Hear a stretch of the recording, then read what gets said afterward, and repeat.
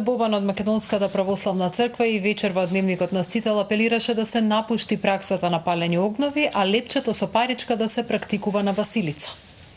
Доколку таа традиција не се поврзува со овој важниот суштинскиот сегмент, тогаш тоа ја губи смислата на верска традиција.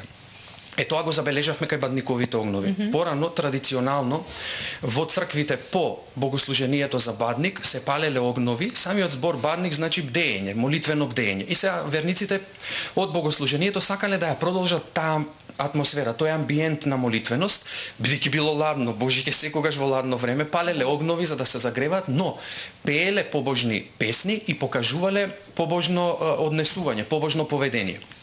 Сега гледаме сосема друга слика, друг контекст и сето тоа го нарушува христијанскиот идентитет и христијанскиот идеал. Во време на пост ние имаме конзумерство до крајни граници, на алкохол, на разна храна, дури некаде и мрсна храна.